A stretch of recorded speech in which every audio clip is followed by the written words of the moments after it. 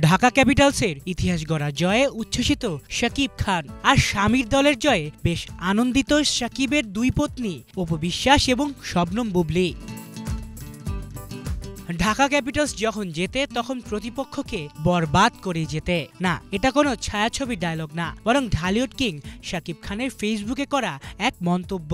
মাত্র কয়েক ঘন্টা আগে চলমান বিপিএল এ নিজেদের প্রথম জয় তুলে নেয় শাকিব খানের ঢাকা ক্যাপিটালস, যেখানে ছিল রেকর্ডের ফুলঝুরি। এক কথায় প্রতিপক্ষকে নাস্তানাবুদ করে দাপটের সঙ্গেই বিপিএল এ নিজেদের প্রথম জয়টা স্মরণীয় করে রাখল ঢাকা।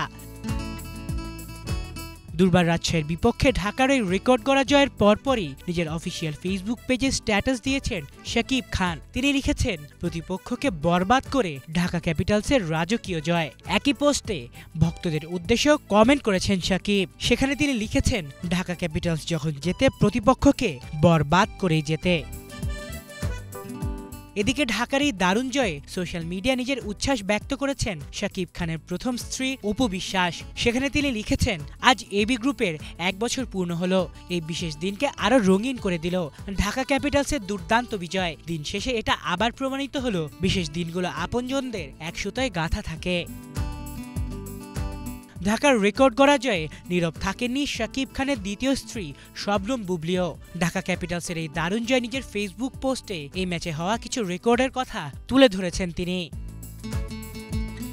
চলমান বিপিএল এর শুরুটা একদম বাজেভাবেই হয়েছিল ঢাকা ক্যাপিটালসের। প্রথম 6 ম্যাচে দলটি ছিল জয় বঞ্চিত, তবে নিজেদের সপ্তম ম্যাচেই এসে প্রথম জয় পেল তারা।